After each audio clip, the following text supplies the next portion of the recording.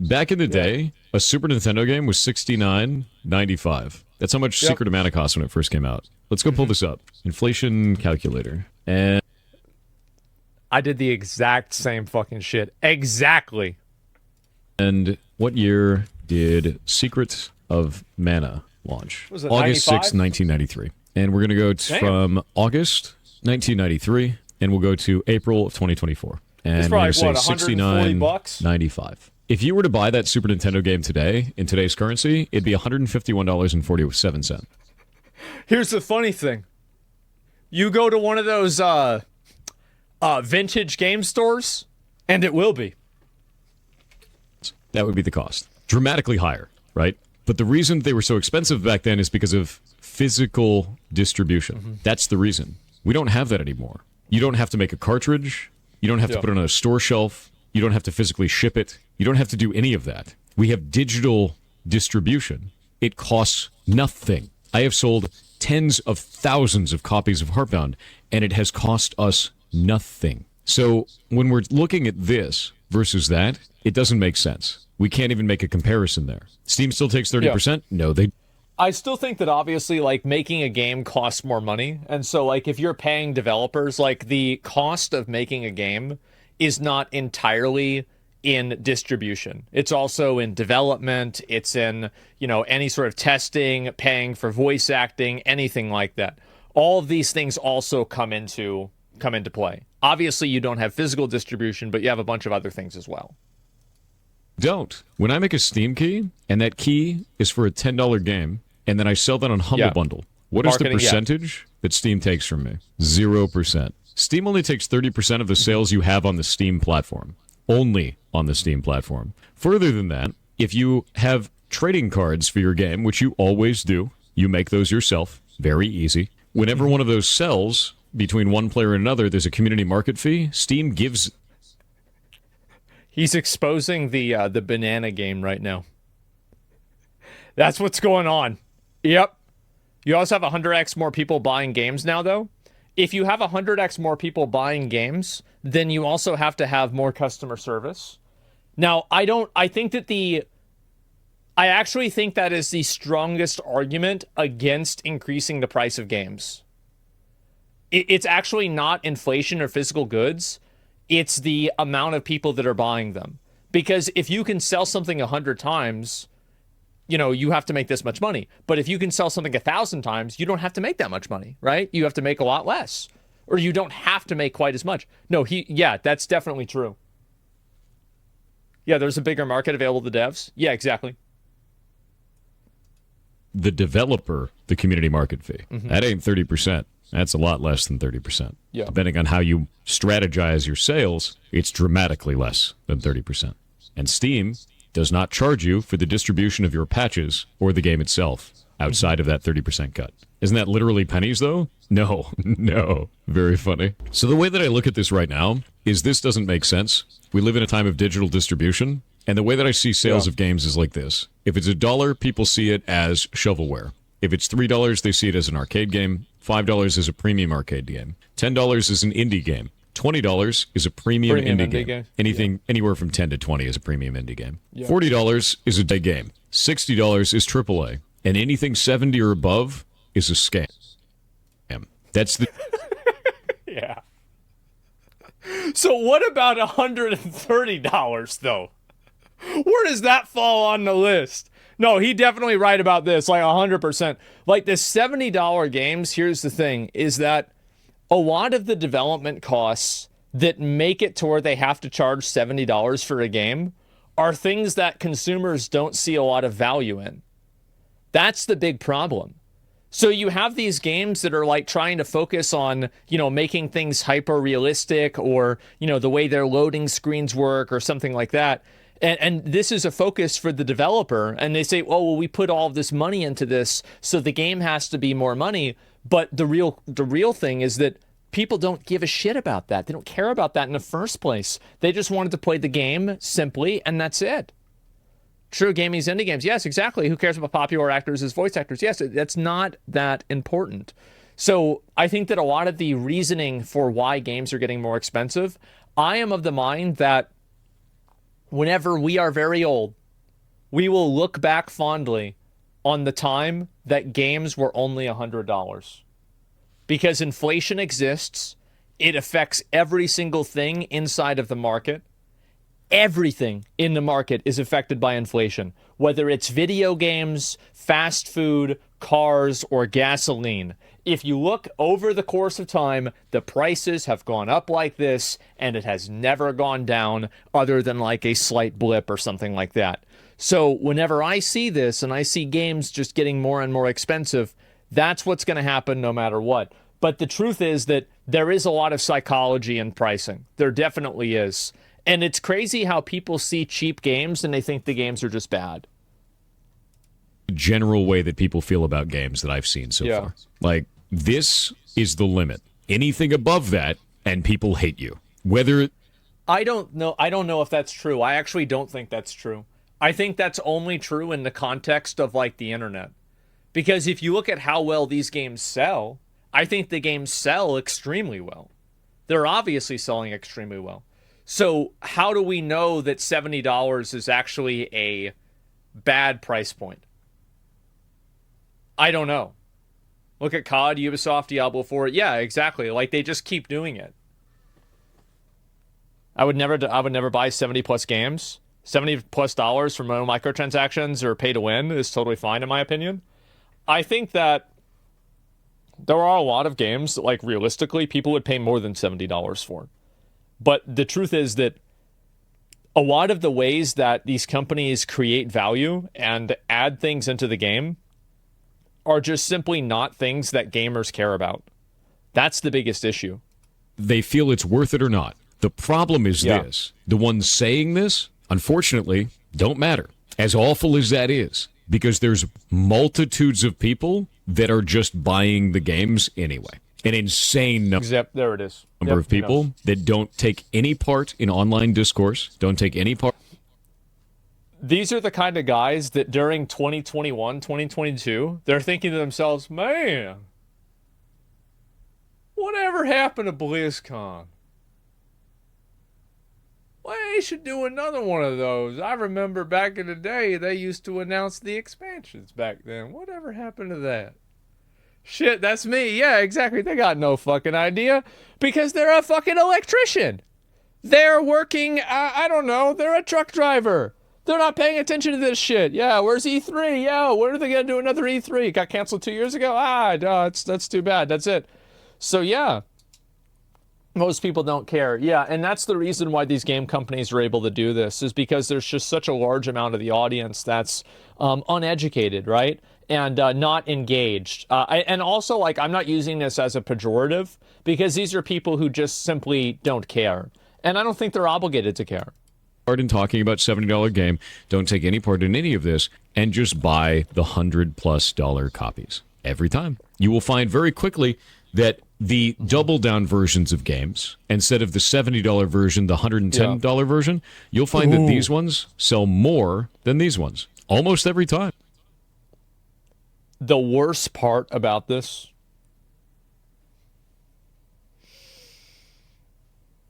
oh God. Wait, why? Because people are stupid. That's why.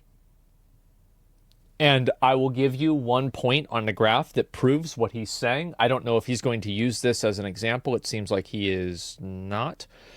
So here's a great example.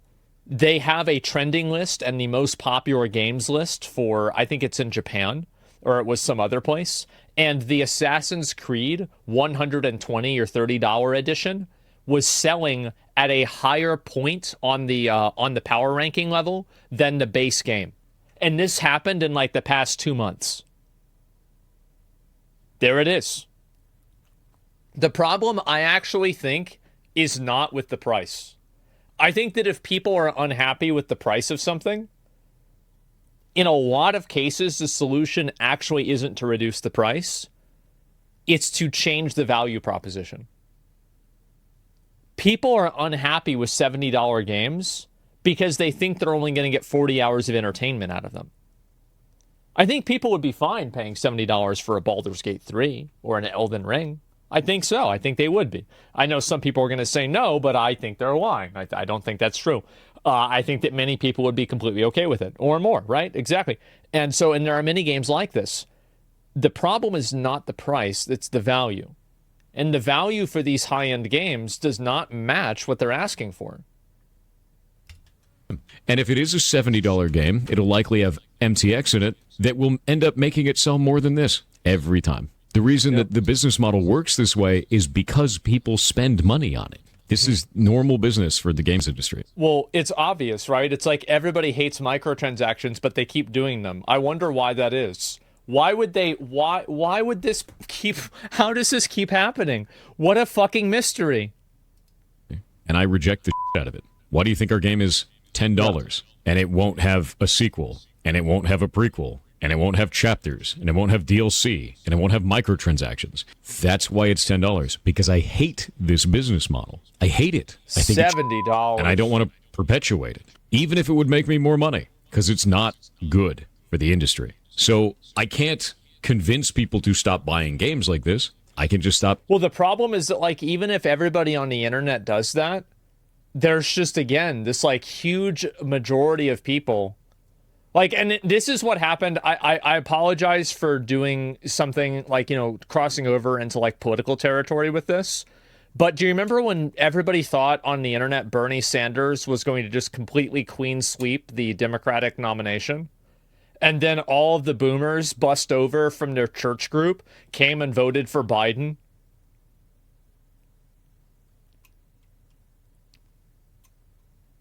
Those boomers are buying $110 games. People on the internet have a massive, echo chamber. There's a huge echo chamber on the internet. Everybody thinks this. No, everybody does not think this. This is a small contingency of people on the internet that think this. Selling games in that way and succeed in spite of that. So are sequels bad? That's right. No, but if making episodic content, it's not good for the game a lot of the times. I'll give you an example. Let's say that your base game is $10 and you release a DLC for $5. And then you release a DLC for $5 and you release a Let's say you're Destiny 2. DLC for $5. As a player, you bought it for $10 and a new DLC comes out 3 months later. It's only $5, so you buy it. And then another one 3 months later. Well, it's only $5, so you bought it. And then another one 3 months later. It's only $5, so you buy it, right? You just keep doing this. Now, let's say that you tell your friend, hey, man, this game is really good. And your friend's like, oh, how much was it? And you're like, oh, it's $10. And your friend goes to look at it and he goes, that's not $10. Now you get a $25 game. So new players are de-incentivized from jumping in. But old players feel like... Yeah, and he worked at Blizzard, so he knows how this happened with WoW, too. Like, this is a big thing. Like, how many of you guys with WoW were like, I don't want to get into the game because there's like 4 expansions I need to buy. It's too much. Yeah, exactly.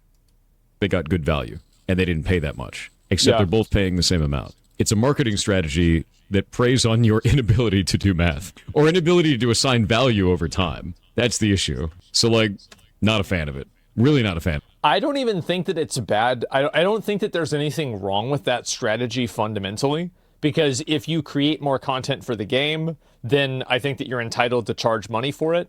I just think that it basically increases the barrier to entry for a new person to become a fan of your game over time, which is bad. Just if you look at your game as an ecosystem, it's bad. Like, it just makes your game harder to approach as a new player. Like, I don't even need to get into the ethics for it. I think it's just bad. But they kill the old content? Oh, I don't know about that. I think it depends on the game. There's a lot that do that, though. We're aware of this tactic, but we still buy DLCs to support the great games. Yeah, no, I think it's okay. I think really this is a problem. It's kind of like an own goal that developers can do on themselves, where they make their game unapproachable by adding in so many extra things. Like, I think, I was making the joke about Destiny. I'm going to pull it up real quick and show you guys how bad it is.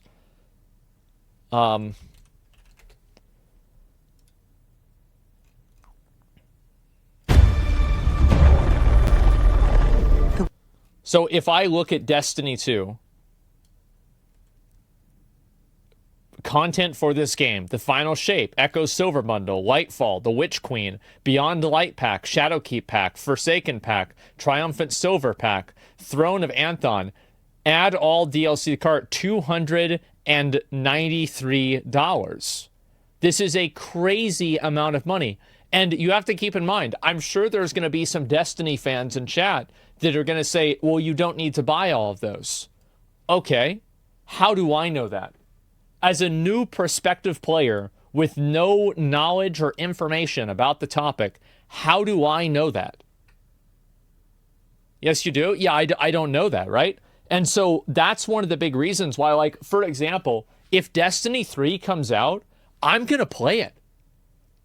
Fuck yeah, I'm going to play it. I want to play it. But Destiny 2 is just, it's so unapproachable. I'm not going to try to figure all this out. I barely did it for Final Fantasy XIV, and that was a huge headache in itself. Look at The Sims 4. Yeah, sure, I can do that. Give me a second. Let me pull it up. Sims 4. Oh, it's a free game. Oh, man, that's bad. Oh, that's real bad.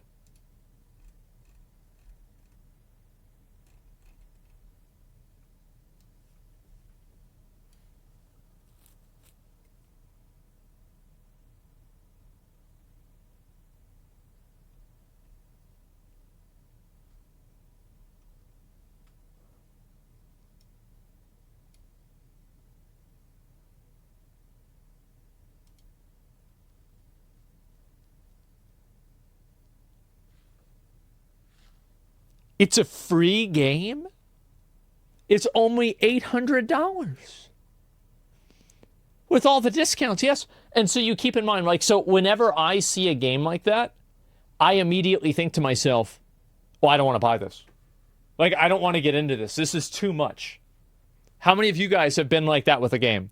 It's like the moment that you see, like, okay, it's like, oh my God, now I have to think about this. It's too much. Yeah. Of it. If I'm going to release new content for Heartbound, I'm just going to patch it into the game, like I always have. No reason not to. What are your thoughts on expansions then for games? I only like expansions for live service games a lot of the times. And one developer that did that was Capcom. Capcom patched a ton of new stuff into Monster Hunter Iceborne after the fact with no extra cost. They do have the game monetized in a few silly ways, but overall it's not pay to win or anything like that. So there are developers that do this. And Elden Ring did it as well with the Colosseum update. Like, I really only like expansions for live service games. I don't like expansions a lot of the time outside of that. I think they're kind of gross. Like, if you're doing a single player game, the only time I'd say an expansion makes sense is like if you're adding another campaign to it. Live service game does make sense for expansions because that ends up being kind of a good deal. But yeah. I think that expansions are okay. I think the problem is when I think that, again, it all goes back to the value proposition.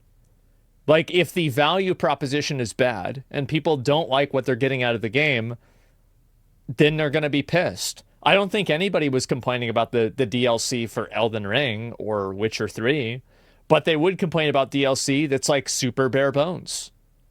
So yeah, it's all about the value that people see in it. It's pretty rare that single player games get expansions that make sense. It's pretty rare. What about the infamous Oblivion Horse Armor DLC? I think it's ass. Like, obviously. Not a fan of that. Risk of Rain? Risk of Rain wasn't an expansion. That was a totally new game. Risk of Rain to Risk of Rain 2 is a completely different video game. That's fine. What about Vampire Survivors? I actually don't like Vampire Survivors. I didn't like the fact that they went from a $3 game and then sold millions of copies and then made it $5. Like, why?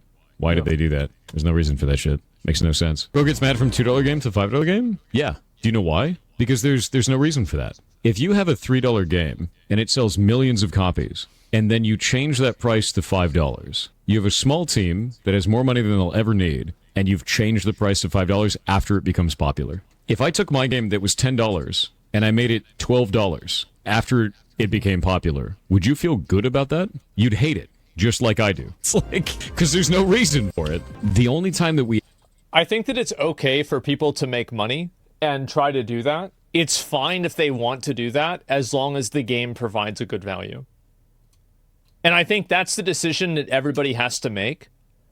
And it's the same as, like, also, if you're making a $3 game or a $5 game, I don't really think it's like that big of a deal. And if the price of something goes up slightly, I think that's reasonable, especially for the for inflation, for sure. Yeah, it's not a big deal. But if you're selling the same game for that much time and you're adding new content into it, I don't know. That's okay. Yeah, exactly. Not for fast food. Oh, yeah, sometimes. You ever have to change prices is when there's dramatic shifts in the valuation of individual currencies. Currency exchange rates is the only time we have to raise prices because sometimes currency exchange rates go crazy, which is exactly what happened with Argentina, right? Like, that sucks. There's nothing we can do about it at that point. We're like, it's crazy how many gold farmers now are from South America. I saw that in Wrath of the Lich King Classic. There's actually even Burning, maybe it was Burning Crusade. You've forgotten what it's like to be poor? I think that if you can't afford a $3 or a $5 game, and that's a big problem for you, that's the least problem in your life. Realistically. Like, if you're actually getting mad about the price difference to that, like, let's be honest here, okay? What are you doing? Like, suddenly, like, a currency just inflates to and is not worth anything anymore. Like, we have to take action. There's nothing we can do about it. Yeah. That's the only time that I think that's appropriate. That's the only time, and it's a global finance issue. Yeah, global finances go wacky. Bingo. Price your game in line with the gold standard? No, that's not really how that works. The way that you have to price your game, no matter what, man, is based on people's expendable income. You're making an entertainment piece. That's what that is. It's an entertainment piece. People don't need to buy your... I think that's the problem. The problem is that they're pricing it based off of what people can spend. That's why you have gacha games. It is insane. Game. They don't have to. So you have to price it based on people's expendable income inside of that area. Disposable income is what you're targeting. What about board member bonuses? Gross. Yeah, it's gross. No, you don't have to buy it. I price ours based on a Big Mac. It's about a Big Mac and a half. Yeah. You want people to buy... What is this? You want people to buy your product? Make it affordable. Bingo. Yes. Make it affordable for each region, too. Always make it affordable for each region. You have to think about what the economics are of each region that you're selling the game in, and you have to think about specifically... It's actually crazy. I remember whenever I first learned about this was in, like, I think Mists of Pandaria, and I don't remember what year it is. You know, in general, I basically base things off of what WoW expansion it was in whenever I learned something or knew something or something happened. I remember in Mists of Pandaria, I learned about how much different the pricing was in, like, South America, and it was nuts, man. Holy fucking shit. It was over, like, it's like $100 at that point just to buy WoW comparatively. It was insane. Kind of hate that prices are so different. Yeah, and that's whenever I think that it might not have been then, but that's whenever I became aware that Blizzard changed their prices massively in those other places.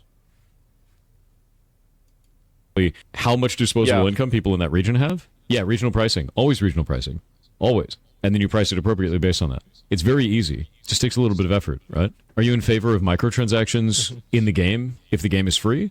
I'm in favor of microtransactions if they are cosmetic in nature and nothing else. There's no reason for it. There's no reason for anything else. Cosmetics only. How do you make the art for your game? Shame. Yeah, I mean, I think that's the way that most people see it. And there are games that function that way. Like League of Legends or Valorant functions that way. Like, I know that you can buy champions, and that's technically not true. But functionally, if you're playing the game regularly, you're never going to have to spend money to not have access to a tool in the game. So, yeah, I mean, cosmetics and, like, microtransactions for free-to-play games, you can't have a free-to-play game if you don't have that, right? Unless you're making people watch ads. Makes all the art and animation for Harbin. I do the technical art, which is particle effects, shadows, lighting, stuff like that. Sony priced Helldivers to 0 in some reason? No, they didn't price Helldivers to 0 in some regions. They made it unpurchasable in some regions. Those are two very different things. Yeah. No, 0 would be free. Lol, same thing. No, 0 would be free. Yeah. They turned it... What they did was they took a selling video game and instead... I'm so happy to see this. What a stupid fucking thing to say. Selling it for $0 is the same thing as not selling it. I love seeing streamers get, like, because chatters will create like this. It's like the dumbest dichotomy that you can ever like. It's like you can't even imagine that somebody could believe this. It's like, what? Like, wait, no. Like, you gotta take a step back and just realize Did somebody really fucking say this shit? A gotcha with yeah, oh my god. Applied a 5-finger discount to everybody who wanted to go the extra mile. It's probably the greatest advertisement to piracy I've ever seen in my life. Insane to watch. Yeah, I think that's what happens. Let me go ahead and link you guys the video. I didn't get a chance to see this one. Let me see here. Yeah, I think he's right a lot about this stuff with like the games being expensive. I don't think that it's a problem that games are expensive. I think the big problem is the fact that games are not providing a value that people think that they should. I think that's the big issue. Whether a game is $3 or $5, $60 or $70, I think that the real reason why people get angry about it is the fact that the game quality is bad. And the game quality, it's like the trailers come out and the game doesn't really have any the game doesn't have any sort of like real new interesting things. The gameplay is mediocre, and it's like, yeah, by the way, like we have all these really cool cutscenes, but there's hardly any gameplay. So that's really the issue. $1 per enjoyment, right? There's no possible value for a $130 game for me. There's no possible value for a $130 game for me. Well, I'll tell you this, right? A lot of people that watch me have probably played WoW, right? Because I played WoW. I bet a lot of people that say that have spent over $130 collectively playing WoW. Again, it is not about the money. It's about the value proposition. And the value proposition is just fucked. That's all there is to it. My lifetime spend, easy over. Yeah, exactly. Of course I was. Yeah, one Valorant skin. Yeah, if it's all digital content like physical collectors, that's probably worth it. Yeah, of course. WoW's an infinite money sink if you want it to be. Yeah, it is. How much do you think GTA 6 will be? I don't... I think that if they price it at $100... The worst thing about Grand Theft Auto 6 being priced at $100, theoretically, will be that other companies start trying to do the same thing. Because I think that if they price it at $100, a lot of people will still buy it. Like, a massive amount of people will still buy it. But it's like, once they do that, and they, there's like a phrase to say, break the ice, then you're going to see everybody else doing the same thing. Bethesda for sure with the next Elder Scrolls? I don't think so. I mean, I really don't. And after like Starfield and like all the drama with Fallout and everything, I highly doubt they're going to go for a play like that. But who knows? Yeah, open the floodgates, exactly. What if they do a subscription to play GTA 6? Well, I mean, we'll see what happens. But either way, I think that something being overpriced... You'd hate it. Like, I think especially, this is like an especially big thing with regional pricing, that you just can't take this into consideration. But I'm talking about like in Western first world countries. The main reason why people don't want to spend money on these games and buy these expensive games is because the value is not there. And also, that's only the people on the internet. Because if you look at the top selling charts in a lot of these games, it seems like these games are selling extremely well. Even the $110 versions are selling more than the $70 ones. How the fuck does this happen? I don't even know.